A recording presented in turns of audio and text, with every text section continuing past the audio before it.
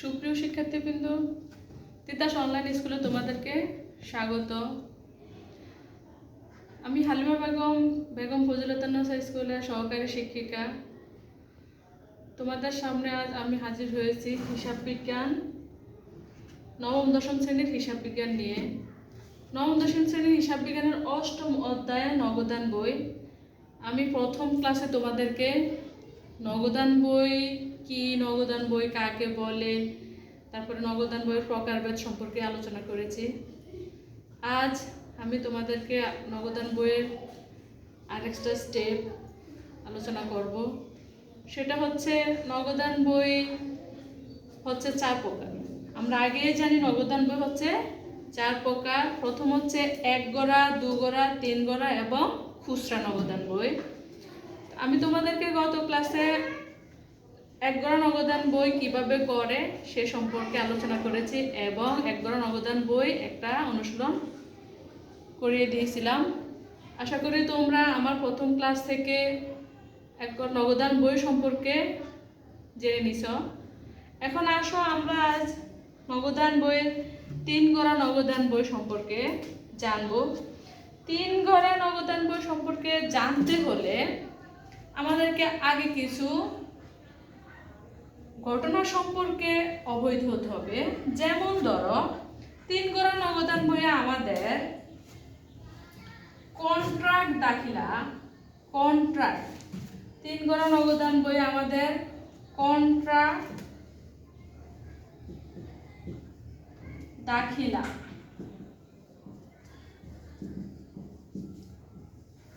একটা কারণ আছে। কন্ট্রাক্ট দাখিলা বা কন্ট্রাক্ট এন্ট্রি, এটা সম্পর্কে আমরা আগে জানবো। এটা কি 3 গড়া নগদান বইয়ে এরকম আমরা কিছু একটা পাবো, আগে জেনে নাও। আমরা জানি যে নগদান বইয়ে নগদ কথা এবং ব্যাংক কথা আসে না, এর বিপরীত কথা বিপরীত সাইডে আসে। তো কন্ট্রাক্ট দাখিলা হচ্ছে যে দাখিলাতে নগদ কথা, যে দাখিলাতে নগদ এবং ব্যাংক, নগদ এবং ব্যাংক এই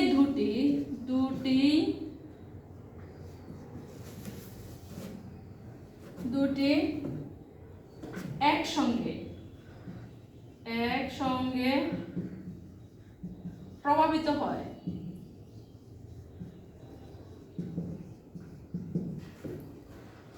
একসঙ্গে প্রভাবিত হয় ওই সব লেনদেনগুলিকে,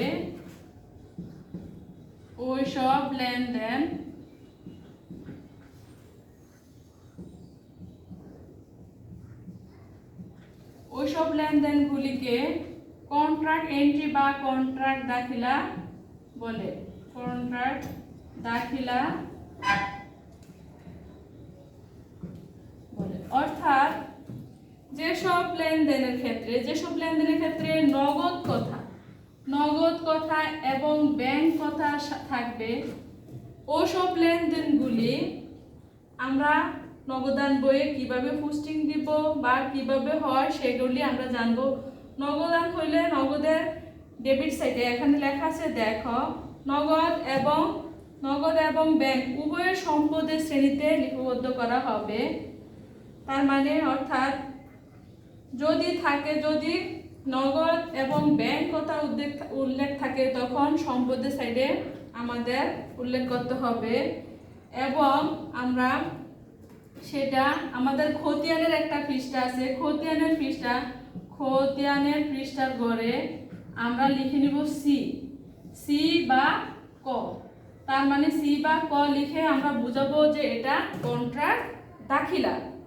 আচ্ছা, এবার হচ্ছে 3 গড়া নগদান ক্ষেত্রে আমাদের এই কন্ট্রাক্ট দাখিলাটা অনেকে বুঝতে পারে না। কন্ট্রাক্ট দাখিলা হচ্ছে নগদ এবং ব্যাংক কথা থাকবে।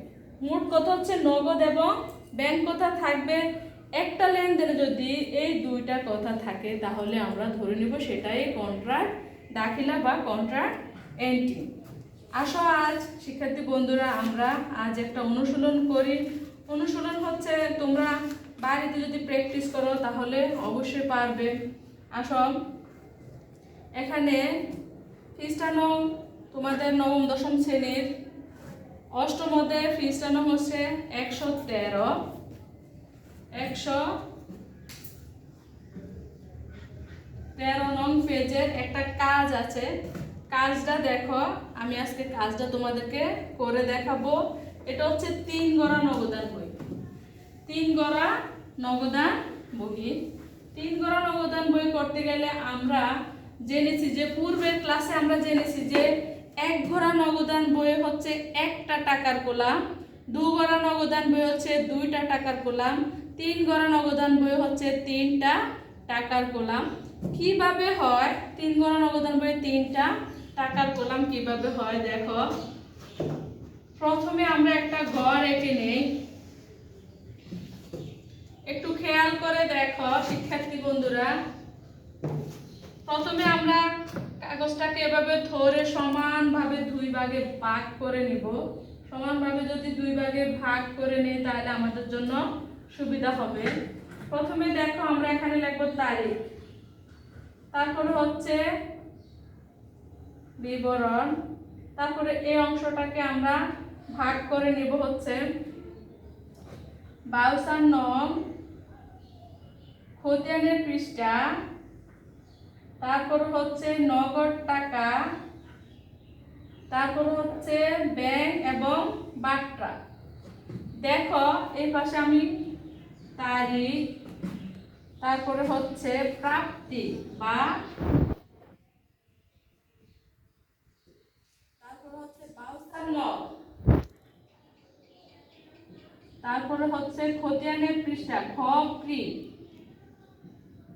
তারপর হচ্ছে নগদ, তারপর হচ্ছে ব্যাংক, তারপর হচ্ছে বাট্টা। সেম আমরা এটা হচ্ছে ডেবিট সাইড, এটা হচ্ছে ডেবিট সাইড। সেম আমরা ক্রেডিট সাইডও আমরা এভাবে গড় করে নিব।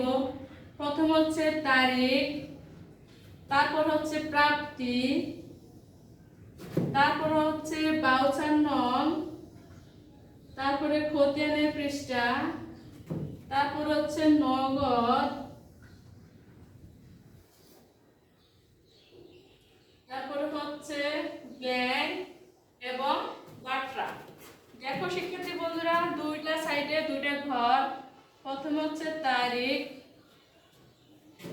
তারপর হচ্ছে প্রাপ্তি বিবরণ, তারপরে হচ্ছে 52 নং, তারপর হচ্ছে খতিয়ান পৃষ্ঠা, তারপর হচ্ছে নগদ, তারপরে ব্যাংক বাট্টা। এটা হচ্ছে ক্রেডিট সাইড। তার মানে হচ্ছে এখানে দেখো ডেবিট সাইডে আমাদের 60টা কলাম, অনুরূপভাবে ক্রেডিট সাইডেও আমাদের 60টা কলাম। তারিখ, প্রাপ্তি, 52 নং, খতিয়ানের পৃষ্ঠা, নগদ, ব্যাংক এবং বাট্টা, টোটাল 60টা। ঠিক ক্রেডিট সাইডেও আমাদের 60টা কলাম, তার মানে 14টি কলাম থাকে 3 গড়া নগদান বইয়ে। এখন আমরা যে এটা করব এটা হচ্ছে পৃষ্ঠা নং 113। এটা হচ্ছে একটা কাজ। আচ্ছা আমরা এটা কি করব, এটা হচ্ছে কোম্পানির নাম এখানে লিখতে হবে অর্ণব, অর্ণব ট্রেডার্স। এগুলি তোমাদেরকে লিখতে হবে, না লিখলে নাম্বার কাটা যেতে পারে। Traders, Arnab traders. আমরা এটা করব 3 গড়া নগদান। আমি এখানে লিখতে হবে 3 গড়া নগদান।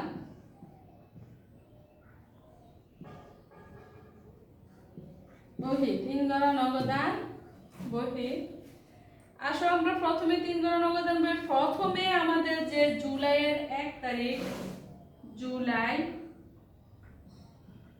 জুলাইয়ের 1 তারিখ যে কথাগুলি আছে সেটা দেখো। নগদ তহবিল হচ্ছে 6000 টাকা এবং ব্যাংক জমা হচ্ছে 5000 টাকা। তার মানে 1 তারিখে সবসময় খেয়াল রাখবে নগদান বই করার ক্ষেত্রে নগদান বইয়ের যে 1 তারিখে যে লেনদেনটা থাকে সেটা হচ্ছে আমার ব্যালেন্স বিডি। আমাদের 1 তারিখে ব্যালেন্স বিডি এখানে আছে কত? 1 তারিখে ব্যালেন্স লেখাটা লিখবা এভাবে, ব্যালেন্স বিডি। ব্যালেন্স বিডি দেখো, নগদ নগদ উদ্ধৃত ছিল 4000 টাকা, তার মানে নগদ আমি 4000 টাকা এখানে লিখে নিব। তারপরে ব্যাংক জমা আছে 5000 টাকা, সেম ব্যাংকের ঘরে আমি 5000 টাকা লিখে নিব। সব সময় 1 তারিখের এন্ট্রিটা এরকমই হয়ে থাকে। তারপরে দেখো 7 তারিখের এন্ট্রিটা, ব্যাংক হতে উত্তোলন, ব্যাংক হতে উত্তোলন, তার মানে ব্যাংক হতে যখন টাকা উত্তোলন করা হয়, আমরা যদি জার্নালটা করি, যেমন আমি এখানে প্র্যাকটিস করি, প্র্যাকটিসের মধ্যে এখানে লিখি ব্যাংক হতে উত্তোলন করা হয়েছে, তার মানে ব্যাংক হতে কি উত্তোলন করা হয়েছে? এখানে টাকা কি আসছে আমার ব্যবসায়, আমি আমার ব্যবসায় আসছে টাকা। টাকার হিসাব বিজ্ঞান ভাষা হচ্ছে নগদান, তার মানে নগদ টাকা ব্যবসায় আসছে, নগদান হিসাব ডেবিট। নগদান হিসাব কি? ডেবিট। টাকাটা কে দিল? ব্যাংক, তার মানে ব্যাংক হিসাব হচ্ছে ক্রেডিট।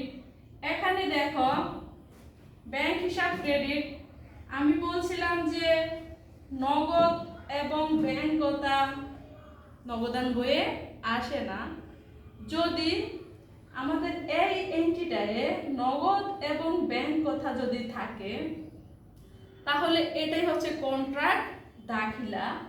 কন্ট্রাক্ট দাখিলা সিস্টেম হচ্ছে নগদান হিসাব, নগদান আসে কিসে? ডেবিটে, এটা হয়ে যাবে ক্রেডিটে। এটা হয়ে যাবে কিসে? ক্রেডিটে। বিপরীত কথা বিপরীত সাইড। শিক্ষার্থী বন্ধুরা খেয়াল রাখবা, নগদান বইয়ের ক্ষেত্রে বিপরীত কথা বিপরীত দিকে হয়ে থাকে। এখন আমি এটা 2 তারিখে 4 তারিখে জুলাই 4 আমাদের নগদ কথা আছে ডেবিটে, হয়ে যাবে কি? ক্রেডিটে। লেখো নগদান, নগদান হিসাব।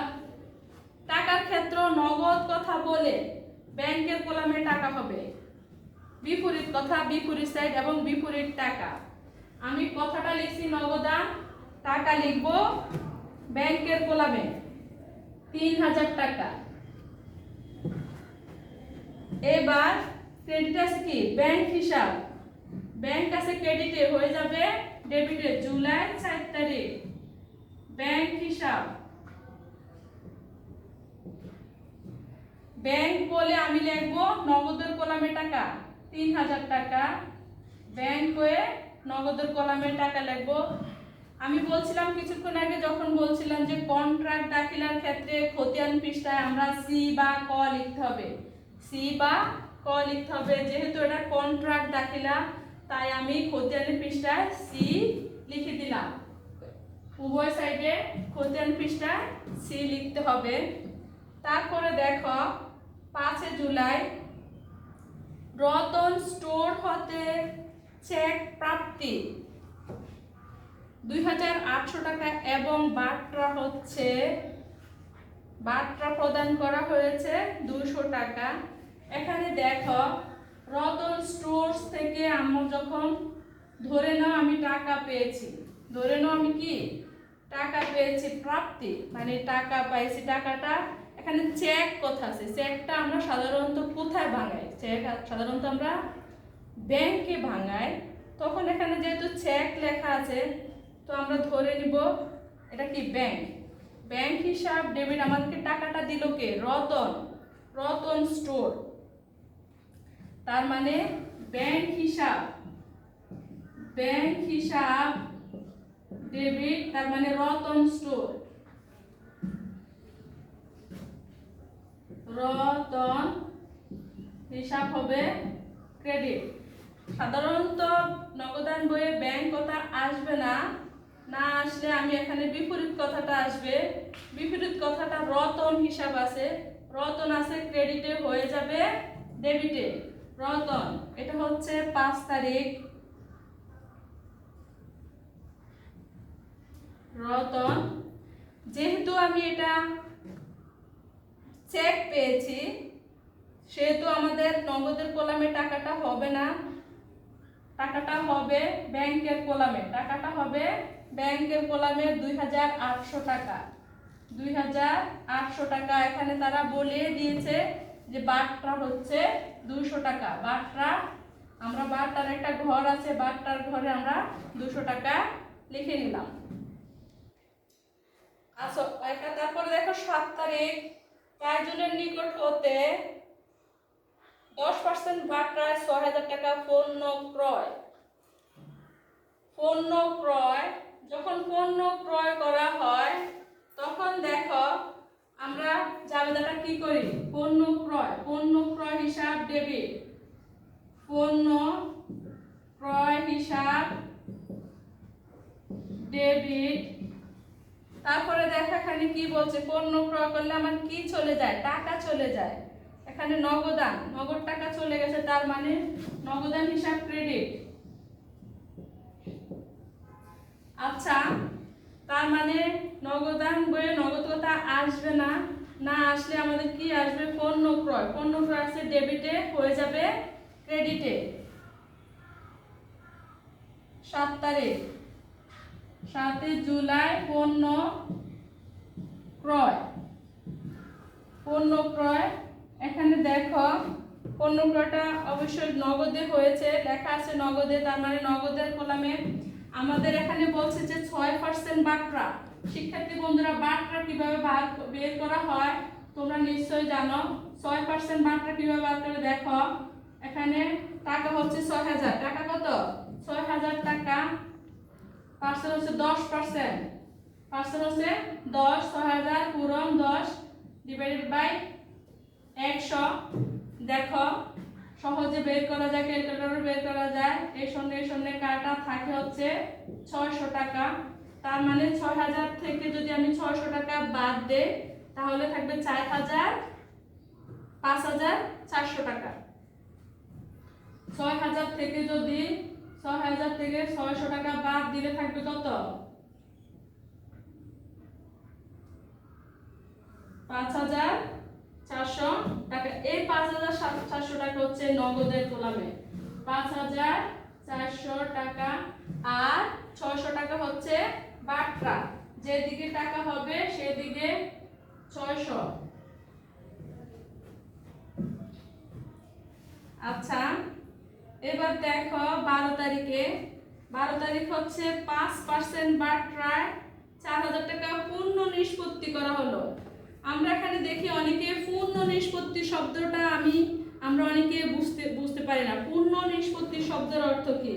পূর্ণ নিষ্পত্তি শব্দের অর্থ হচ্ছে, অর্থাৎ আমি কারো কাছ থেকে 4000 টাকা পেতাম, সে আমাকে 4000 টাকা দেয় নাই, এটার উপরে 5% কমে আমাকে বাকি টাকাটা দিয়ে বলছে আমি আর এই টাকাটা দিতে পারবো না।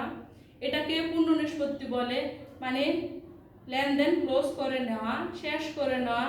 অর্থাৎ যেমন ধরো আমরা কোনো বন্ধুর কাছ থেকে যদি 5000 টাকার কিছু ক্রয় করি, আমি যদি তাকে বলি যে 5000 টাকার কিছু পণ্য ক্রয় করলাম, ক্রয় করার পরে যদি তাকে আমি 6800 টাকা দিই আর বাকি থাকে 200 টাকা, যদি বলি যে 200 টাকা তোমাকে আর দিব না, 200 টাকা কম দেওয়া, এই যে কম দেওয়াটাই হচ্ছে বাট্টা। এটাকে পূর্ণ নিষ্পত্তি বলা হয়।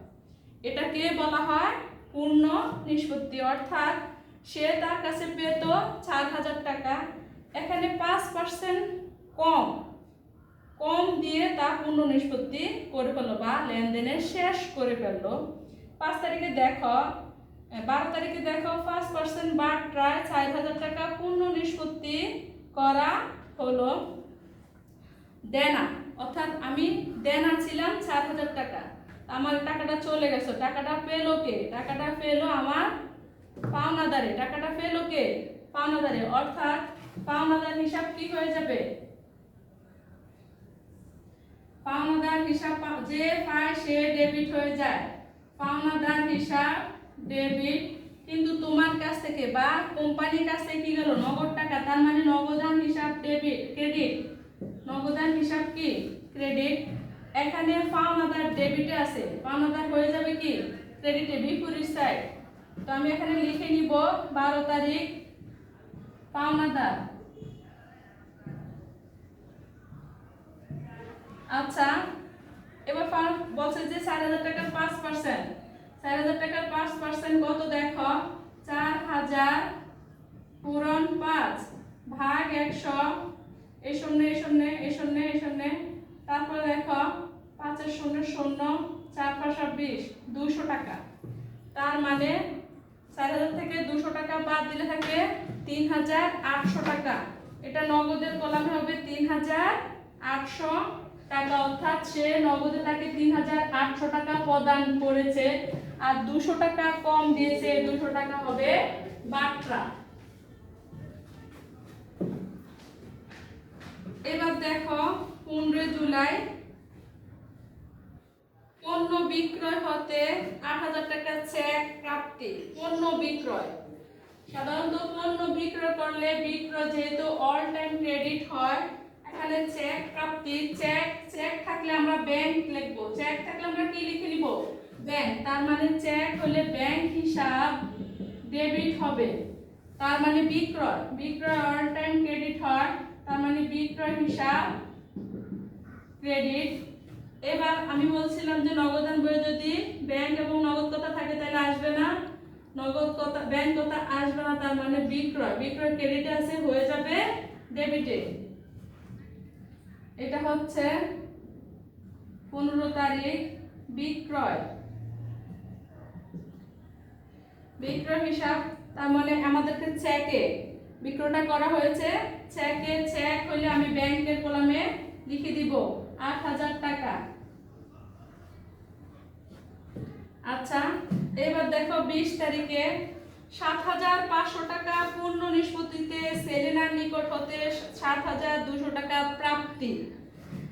আমি সেলিনার কাছ থেকে, যেমন অর্ণব ট্রেডার্স 7500 টাকা পেত, কিন্তু সে সেলিনা তাকে দিয়েছে 7200 টাকা, কম দিয়েছে 300 টাকা। এই 300 টাকা হচ্ছে বাট্রা, 300 টাকা হচ্ছে বাট্রা। 20 তারিখে দেখো 7500 টাকা পূর্ণ নিষ্পত্তিতে সেলিনার নিকট থেকে 7200 টাকা প্রাপ্তি, অর্থাৎ আমরা সেলিনার কাছ থেকে পাইছি।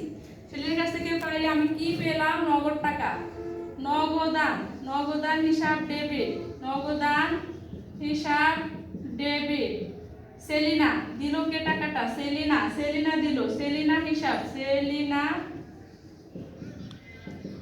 ক্রেডিট। নগদান বই নগদ কথা আসবে না, সেলিনা ক্রেডিটে আছে, হয়ে যাবে কোন দিকে, ডেবিটে। সেলিনা হয়ে যাবে ডেবিটে 20 তারিখ।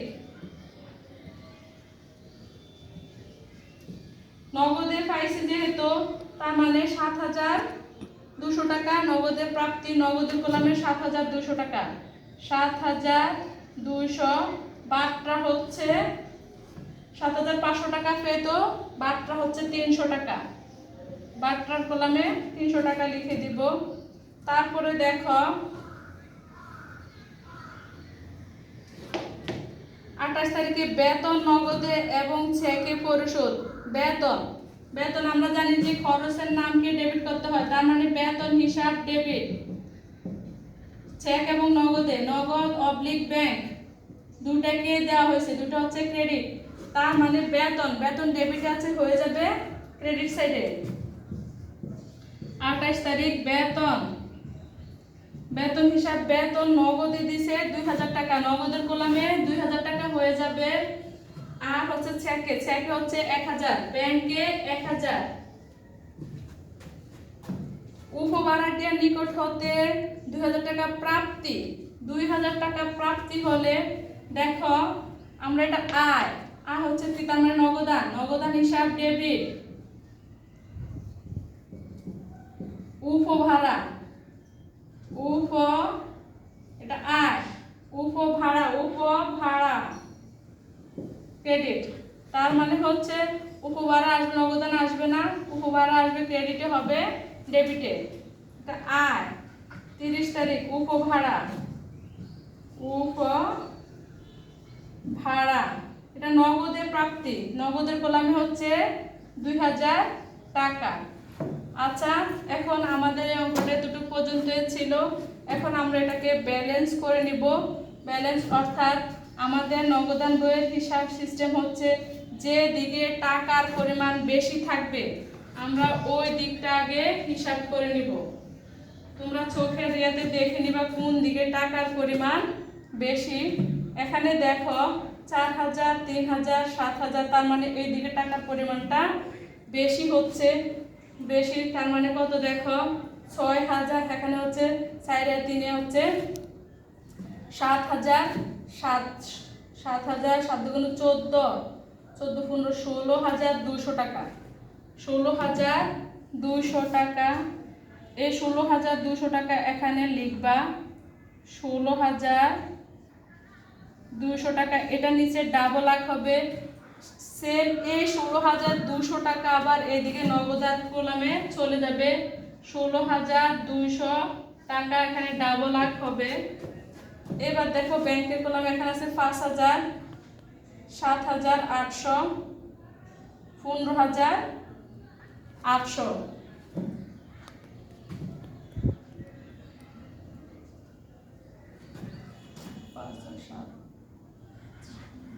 15800, 15800 এটার নিচে ডাবল আঁক। সেম এই টাকাটা ব্যাংকের টাকা এখানে হবে 15800। এই 15800 ব্যাংকের কলামের টাকাটা আবার 15800, 15800 এখানে ডাবল আঁক। তারপরে বাটারটা যোগ না করলেও হয়। দেখো ব্যালেন্স কিভাবে করতে হয়। এখানে 16200 টাকা, এখানে হচ্ছে দেখো কত হয় 8000। আমরা এটা যোগ করে নেই। 5800, 5000, 5400 যোগ 3800 যোগ 2000, 9400 টাকা আসে। এবার 16000 থেকে 9400 টাকা আমরা বিয়োগ দিব। 16200 বিয়োগ 9400, 9400 বিয়োগ দিলে থাকে 6800, 6800। সেম এখানে 15800 থেকে আমি 15800 থেকে আমি কত বিয়োগ দিব 3 আর 1 4000, 4000 বিয়োগ দিলে থাকবে 11800, 11800। এটা হচ্ছে জুলাইয়ের 31, জুলাই 31 তারিখে ব্যালেন্স সিডি